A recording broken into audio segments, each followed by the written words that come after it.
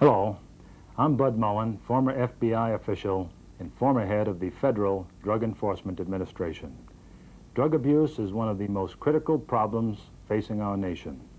The most recent National Household Survey showed that the level of illicit drug use in the United States is appalling.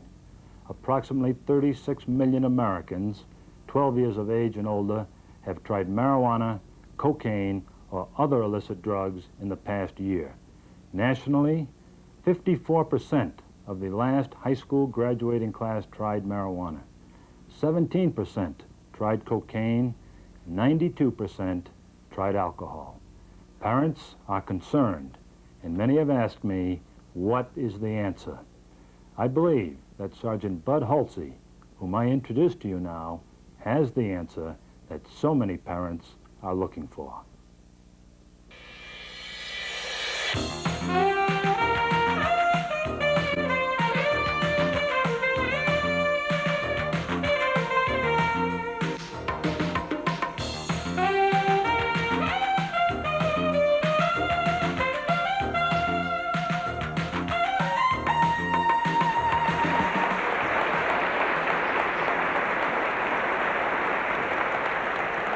Thank you. I'm glad you came tonight. I really am. I know there's lots of places you could have been, places you could have gone. You came here, and I appreciate that. I want you to know right off the bat, I'm not long-winded. Do my best to try to make you convinced of the fact I'm not long-winded. I hate long-winded programs anyway. It reminds me of church I used to go to where the preacher used to preach and preach and preach till people just nearly died in the pew. And one Sunday, his little boy and his daddy come in, sat down in the back pew, and preached and preached, and thought he'd die before it'd get over with. And finally, when he couldn't stand any longer, the preacher finally shut down, and little boy and his daddy got up, and they were going out the foyer of the church. The little boy noticed these plaques up on the wall, and he asked his daddy what they were there for. His daddy said that they were there in memory of boys who died in the service. He said morning service or evening service. And not near that bad, I want you to know that, and I won't have you here for forever. On this program, we're talking about 3 ways to keep your kids off drugs. I deal with parents a lot and with kids a whole lot, and it becomes very depressive sometimes when you think, is there hope? Is there an answer? You know, I believe there is. And raising kids today is tough. It's hard in today's society to produce kids that are going to grow up emotionally, intellectually, spiritually, and across the board.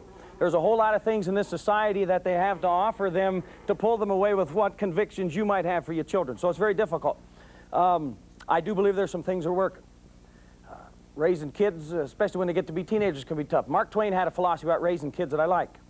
He said that when you have a kid in your house, that's what you ought to do. You ought to build a big box. Put a little hole in the side of it. Put your kid in there. When he turns 16, plug up the hole.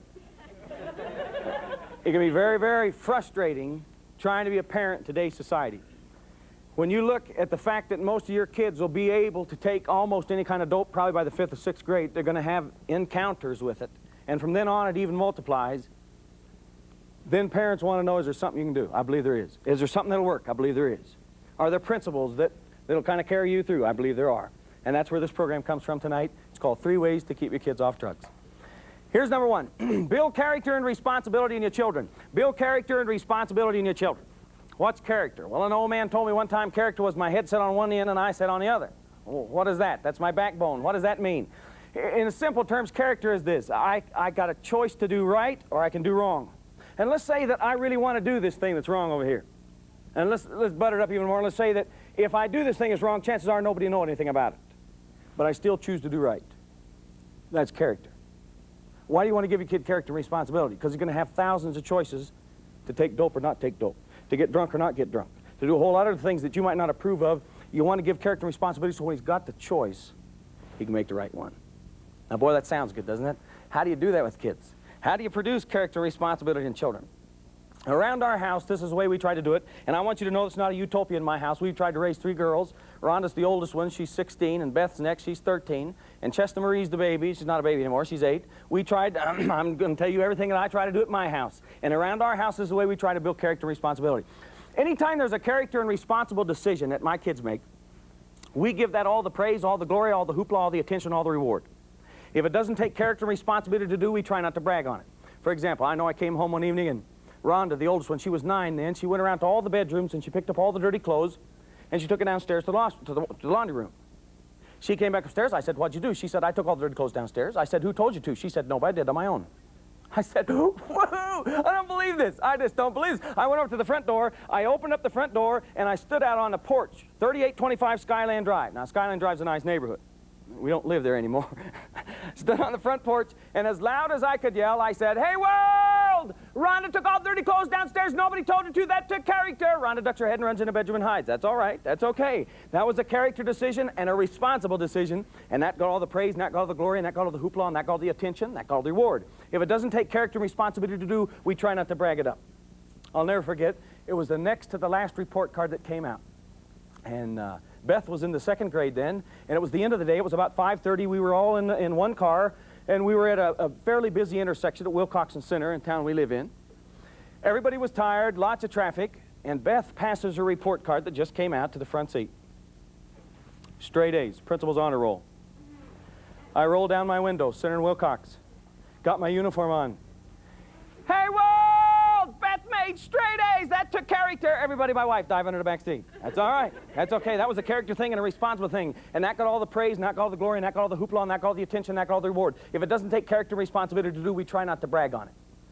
Now, for example, if my daughter's good looking, I try really not to brag on that. She didn't have anything to do with that. I did that for her, see? If your kid is talented, I don't think you ought to make that the most important thing. I don't think you should brag on his talent. He didn't have anything to do with that. You or your wife or your husband or your grandparents or God gave it to me didn't earn it. If he practices, brag on that.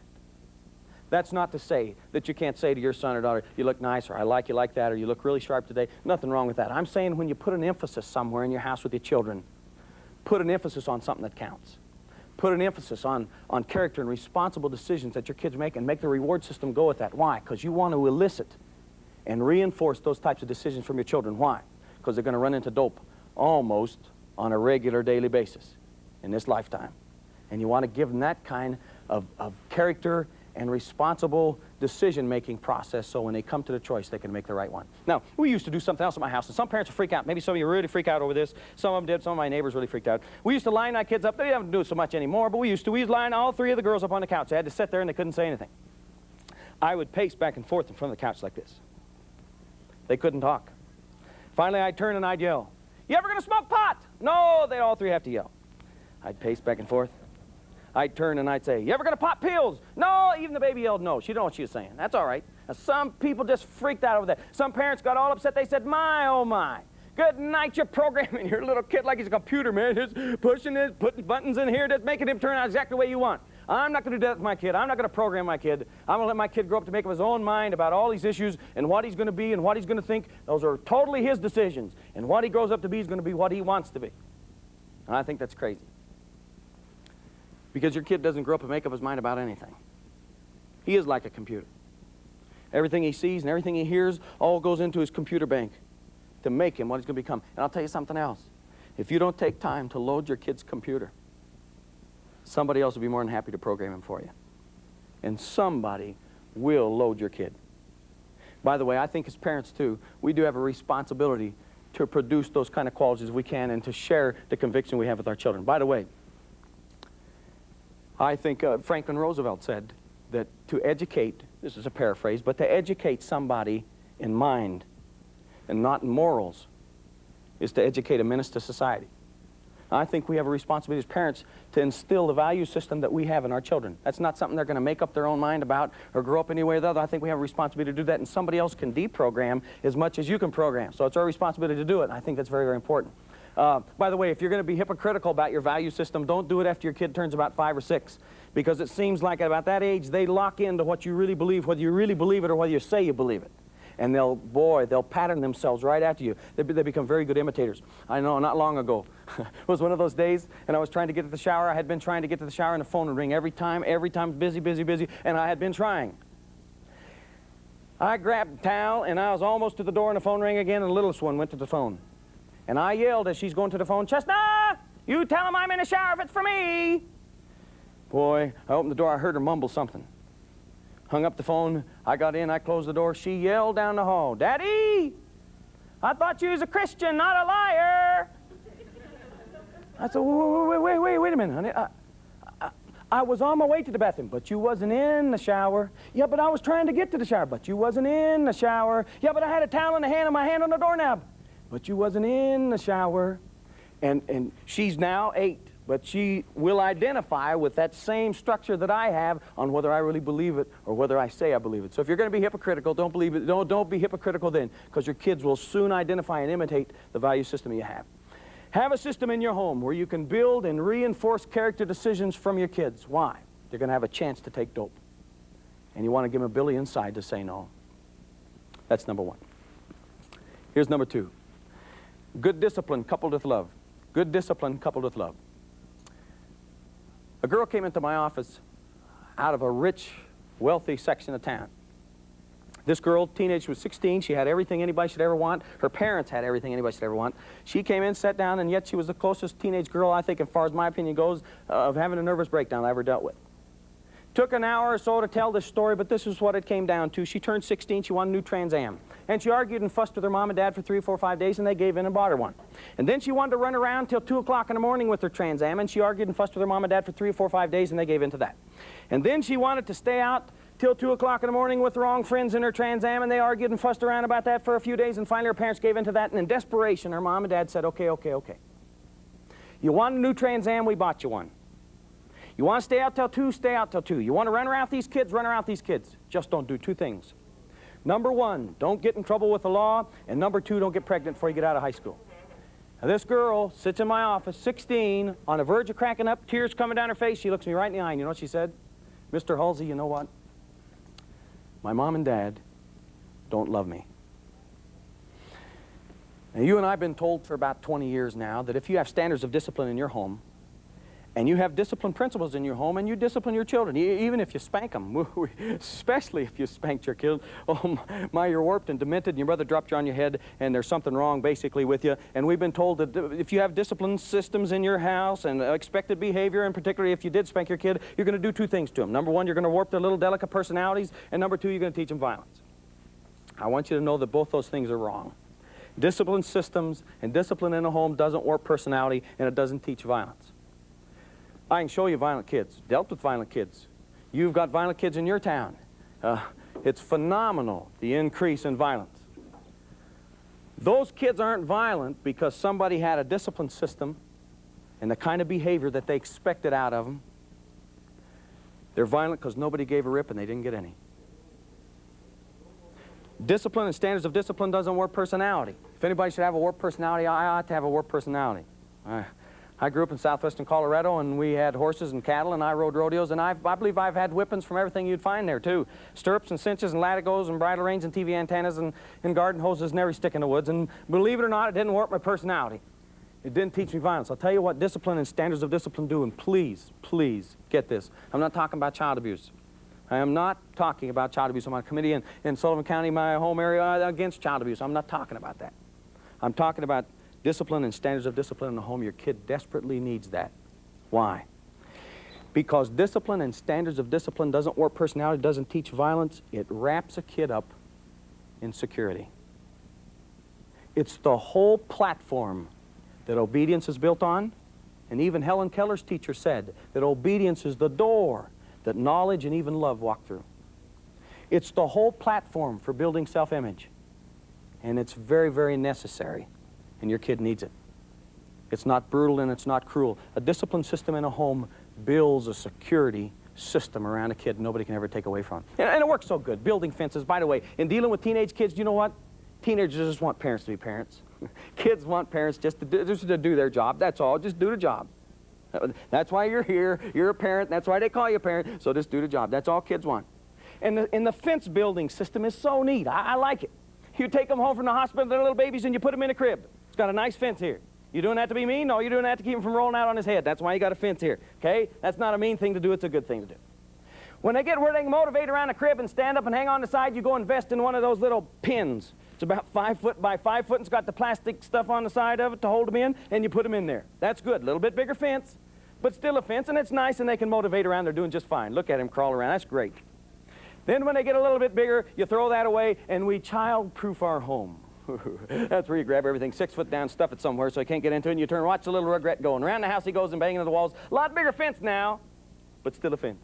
Then when he turns 4, you go invest in one of those big chain link fences, go all around your property, and you turn him loose out there. Watch him graze. Man, he's doing good. Still got a fence.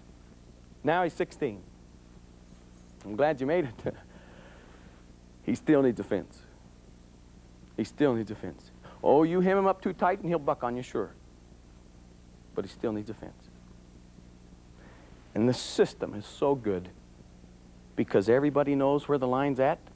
All the kids know what's expected and where the line's drawn, and it wraps your kid up with security. Nothing at all wrong with that. Discipline and standards of discipline doesn't work personality, it gives a kid security. You know, I never heard these 3 words from my father. I love you. Never heard those 3 words from my dad till I was a junior in college. I'll never, ever, ever forget it, never. I drove all the way from Colorado, South Carolina to go to school. Got there, this is my junior year now. Called home on the phone. Dad, I made it. Yeah, I got here okay. No, the car ran good. Yes, everything's fine. Yeah, we talked for a while. Finally, I said, Daddy, I got to go. Got to hang up my stuff in the dorm room. Got to get stuff ready. Got to go. There was a long pause on the phone. Finally, my dad said, son, I love you.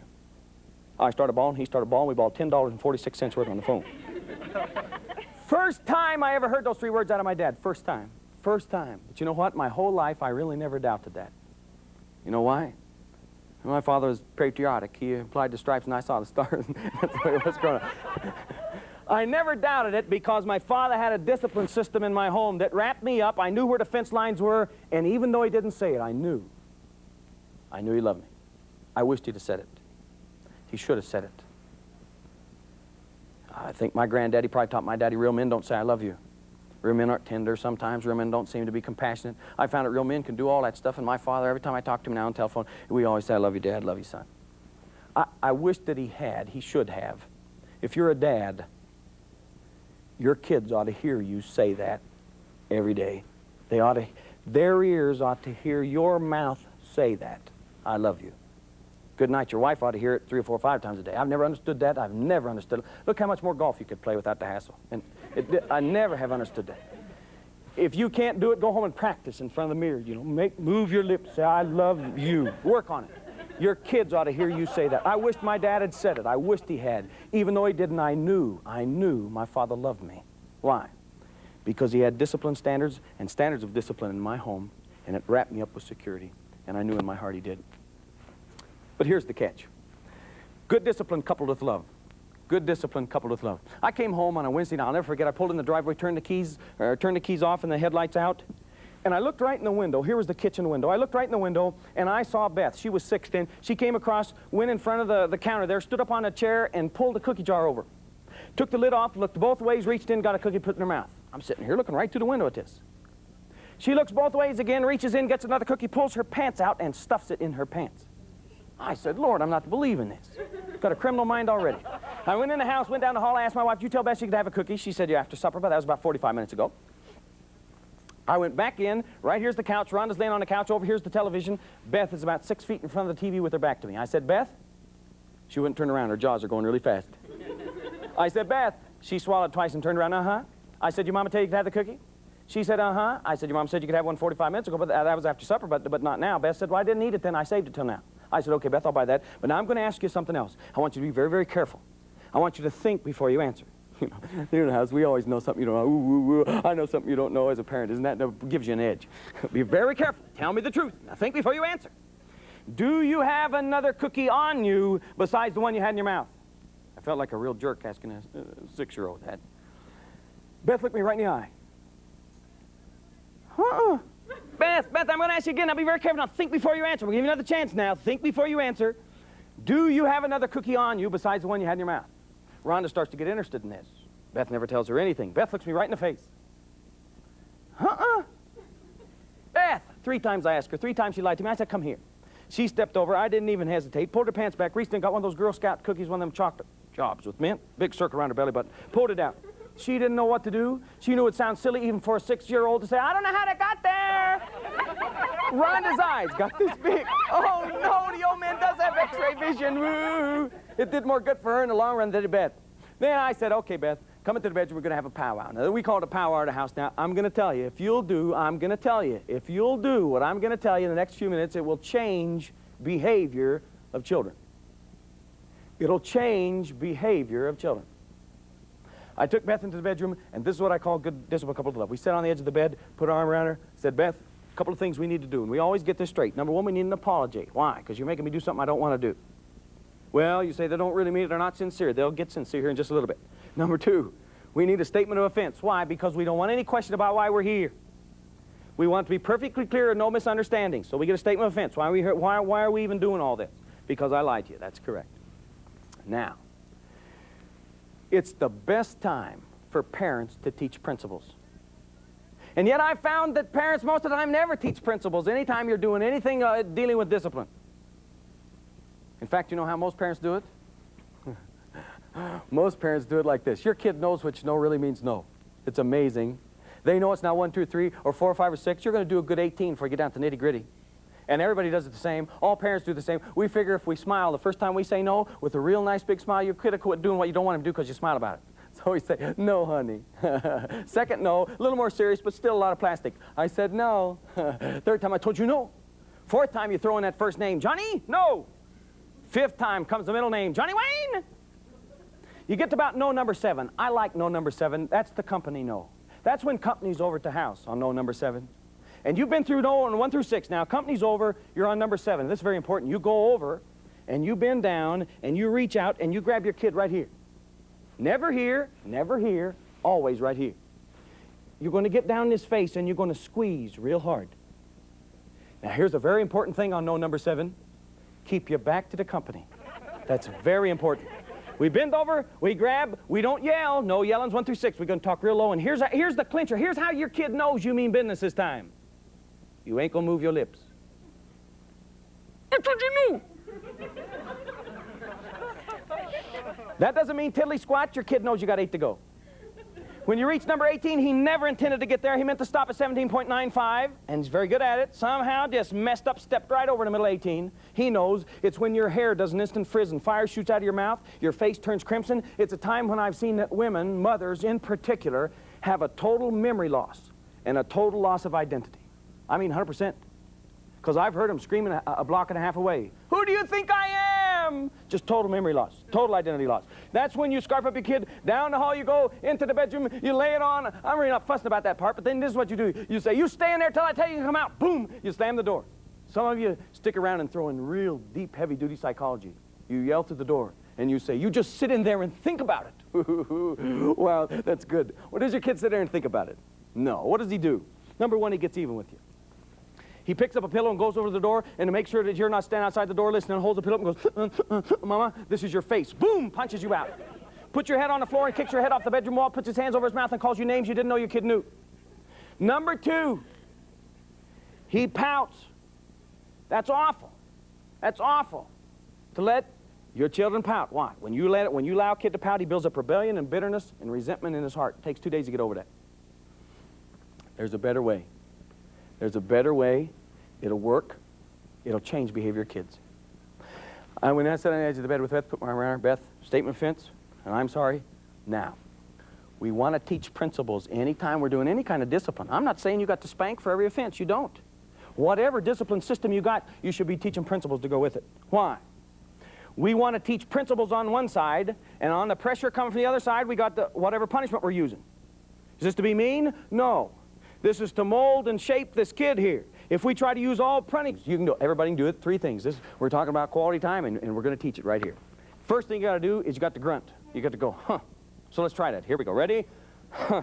That's fairly good, but you can do better. Let's try one more time. Ready? Huh. Good. Here's the second thing we got to do. We got to say, is that right? Okay, let's try it. Ready? Is that right? No, you got to go up on a zat. You can't go, is that right? You got to go up on a zat. Is that right? Let's try it. Here we go. Ready? Is that right? That's good. Now, here's the third thing you got to do. You got to kick a rock. Now, there's probably not a rock here in the auditorium. A chair or stomp on a foot, but stomp your foot or do something. We're going to kick a rock. Okay, ready? Kick. Good. All right. Those 3 things. Now, I double dare you to do this. If your kid's under the 6th grade, you can do it exactly like I'm saying. If he's over the 6th grade, you got to be more creative. Under the 6th grade, it'll work just like this. Go to the house. Go stand by the front door and call your kid. Hey, John. Yum. Throws reverse, backs up. Yeah, Dad, what do you want? Scratch your head. You can get into this. This doesn't cost a dime. Scratch your head. Say, nope. Nope, this won't work. Nope, it won't. I thought it'd work, but it won't. Open up the door and step outside on the porch and say, come out here. Your kid will go, Mom, I don't think Dad's bread's done. He'll come out on the porch. Yeah, Dad, what is it? Scratch your head. No, no. No, I thought it'd work, but it won't. Walk out on the edge of the road and say, come out here. Mom! Your kid goes out there, what is it? Say this to your kid. You know something, son? In all the time we've lived here, I don't think one time have just you and me, ever walk down this road, just you and me, and talk, just you and me. And you know what I want to do? I want to walk down this road right here, just you and me, and I want to talk, just you and me. Now, if he's under 6th grade, all you got to do is say, how was your day today? Tell me something good about it. You know what he'll do? Under 6th grade, he'll spill his guts. And all you got to do is put your hands in your pocket and walk and say, is that right? And kick a rock. Now, you can do it. You can do it. And what's so exciting, you get down to the corner and you'll hear him telling you a whole lot of stuff that's pretty heavy things going across his brain. And you'll feel good about yourself. You'll say, man, we're listening to a little Scudder talk. Man, this is great. And you'll make a corner. Now, keep in mind, I got a good boxing match coming on.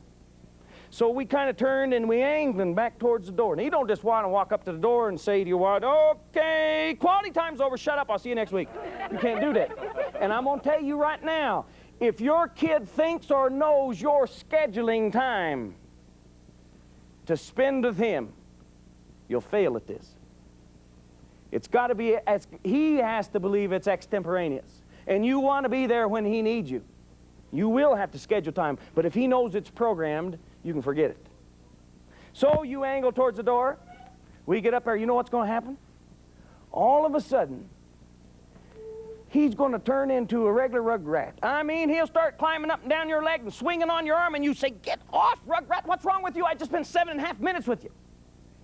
What's wrong with him? I'll tell you what's wrong with him. It just clicked in his little brain. You're going for the door. And it's about to end. And it might be the only time in his life, or one of the first times in his life, that he ever got 100% of you. And he doesn't want to quit. And they'll become obnoxious. I mean, they'll do anything just to glean one more precious minute of 100% of you. That's quality time. Can't buy that. You can't get a school system to do it for you. You can't trade out for it. It's the one commodity you can give your kid. Why is it so important? I'll tell you, and we're done. As far back in my memories I can go, about 3 years old, I grew up like a lot of you did. We didn't have central heat and central air. We had a fireplace here and a gas stove over there. And at nighttime I put on what I called jammers. I reckon everybody I run around with called them jammers. I called them jammers. And you raced in there and you backed up and you got what you call toasty warm. It's about 3 seconds away from scorch. You got this side, and then you turn around and you got this side, but this side only half as long as this side because this side's cooling down, this side's warming up. You want to get them in the middle, and you take one good turn for good luck. Now watch out, go! Down the hall you go. Into the bedroom. You race into the bedroom. You jump back and you pull up a quilt and 2 blankets and a sheet. You jump in and 1 sheet and 2 blankets and a quilt. Don't move, don't move, don't move.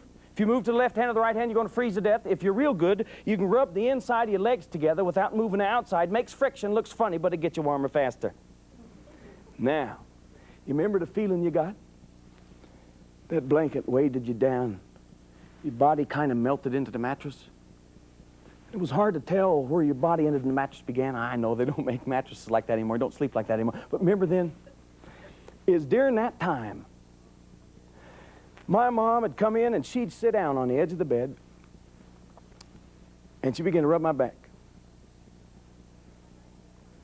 And she'd rub my back 2 or 3 minutes a night. And I always knew if there was anything I wanted to say to my mom, I could say it then. If there was anything I wanted to talk about, I could always talk about it then. If there's anything my mom wanted to say to me or talk about, I always knew the time was there then to talk about it. If there wasn't anything she wanted to say and anything I wanted to say, she'd just rub my back 2 or 3 minutes. She'd say, I love you, son. She'd go to bed. Every night. I mean, just routine. I was thinking last week, the same time frame. I mean, there were other times that I could have talked to my mom and dad. There was other times my mom and dad spent with, but I knew that time was always there. And there was another time when I came home from social combat war zone at school, in case you didn't know. When I came home, I always knew she'd be sitting at the table. And I could come in and I could sit down and I could go over the day's events or the day's failures. And there wasn't always a piece of advice, an encouraging word or whatever. I always knew there was always that quality time. The summer after I graduated from high school, a friend of mine named Brett pulled up in a 55 Ford. By the way, Brett since has overdosed on cocaine and died. Brett had a guy named John with him in the front seat of this 55 Ford and 2 girls in the front seat. And Brett yelled out the window, he said, "Hey, bud, me and John's going to go up above Silverton, and we're going to park up there and probably make out with the girls a little bit. Would you like to sit in the back seat and play the guitar?" I said, "Well, sure. I'd like to play and I'd like to watch." And so I got in the back seat, the guitar. All 4, I swear, all 4 of them sat in the front. Drove on this mine road above Silverton. Brett stopped the car, reached under the seat, got a big old jug of whiskey. Reached under the seat again and pulled out a whole bunch of Pepsi cans. And he'd pour out half the Pepsi and fill the other half up with whiskey. They said, "Bud, have one." I said, "I don't care for none." "No, come on, have one." I said, "No, I don't want none." "Oh, good night, just try one." I really hadn't drunk anything up to that point. I said, "How much take to make you drunk?" "Oh, shoot, take 6 cans. I said, "Well, give me one." I drank one. That's half a can of whiskey. I got drunk. I started drinking out of the bottle. When that was over, we went, I can remember going to a quart of some kind of beer and drinking it. The only reason I say that is to say this. Over the next 12, 16, 18 hours, as I look back on a lifetime of 37 years, what I did during the next 8 to 10, 12, 16, 18 hours ashames me. Oh, nothing to brag about. Nothing to go tell the boys. I never told anybody. Well, I told one person one time to get it off my chest. Nothing to brag about. It ashames me more than anything I can name you in 37 years. Do you know who that one person was that I went and sat down and talked to get off my chest? Yeah. It was my mom. Why? Why in the world you go tell your mom, talk to her about something like that? Why? Because 2 or 3 minutes a night, she spent quality time with me way back, starting 3 years old when I can remember. When I came home from school, she was always right there. There was always a quality time, and because of the quality time, here it is, don't miss this, it built a communication between me and my mom. I probably could tell her anything. You hear a lot about that word today, don't you? Communication. You need to communicate with your teen. Whoever's telling you that's probably saying you're an old fogey. You need to give in, let them do what they want to. That's not communication. I got to tell you something. Listen. You don't get communication without quality time. It doesn't happen in marriages, and it won't happen with kids. I know what you're thinking. Your daughter's 8 years old, and when she turns 17, you're finally going to let her date. And then she's going to come racing in at 10 o'clock, just like you said, be home at 10. Of course, Mama. And she's going to come racing in, run down the hall, and jump right in the middle of the bed and tell you all the deepest, darkest, most intimate secrets of her heart. Who are you fooling? She ain't going to tell you nothing. Why? Not unless you spent quality time with her. Why? You don't get communication without quality time. It does not happen. That's why you can't buy it. That's why you can't trade it out. That's why you can't get a school system to give it to you. It's the commodity you can give your kid, and it's the only thing that leads to communication. Why do you want communication? Because every day your kid comes through the door, and he tells you what he ran into, and what kind of dope somebody tried to give him. By the way, when he comes home and says, "Guess what? A kid tried to give me in the bathroom today." What? Funny looking little cigarette about that long. Well, what did you do? By the way, don't fall over and faint and go into convulsions on the floor. Dope at the school. Don't do that. Say, "What did you do?" "I told him to stuff it. I didn't need that junk." Then this is what you do. You go over and open up the front door and stand on the porch and say, "Hey, world!" It gives you a chance to go right back and reinforce all the principles that you've taught all the time, so you can brag up your kid and build a platform that's important and elicit the same kind of decision next time. He'll come home and tell you what's going on in his brain. Do you know the oldest girl, Rhonda? She'd rather talk than anything in the world. And boy, am I glad. Because she can sit over there on the couch, and her mother can sit over in the chair, and I can sit over in this chair, and it's talk. Well, you know what this boy said? Well, you know how I feel about him, and this girl, and Sally likes him, and Shelley doesn't like John, but John likes Bill, and you know what they said about them, and on and on and on and on. And you know what a kid said to me today, and you know what they're doing out there now, and on and on and on. And I say, great, tell me, tell me. That's communication. I know what my kid's bumping into. I can go back and reinforce the sore spots and the places that need help, and I can elicit the same kind of decision out of my children. That's why you want communication. Number one, have a system where you can build character and responsibility in your children. Why? So they can say no to dope. They're going to have a chance, hundreds and thousands of chances. You want to give them ability to say no. Number two, good discipline coupled with love. Why? Because it wraps your kid up in a security system nobody can ever take away from him. And it's the best shot I know to keep him out of experimental use of drugs. He doesn't need it. And number three, spend as much time with your family as your children as you can spend. Why? It's the one thing that leads to communication. And when your kid runs into dope at school and the communication's right, he's going to come home and tell you about it, and you can help him. I got to make one comment. Folks, your children, they don't belong to the state. Whatever state you live in, your kids don't belong to the state. Your children don't belong to the federal government, although there's some folks there who'd like to own them. Your children are yours. Yours.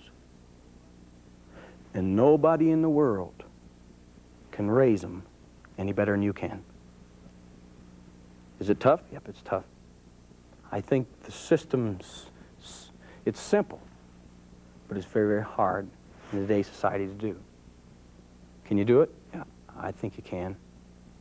Are your kids worth it? They sure are. God bless you and your family and your homes, and I'm glad you came tonight. Thank you.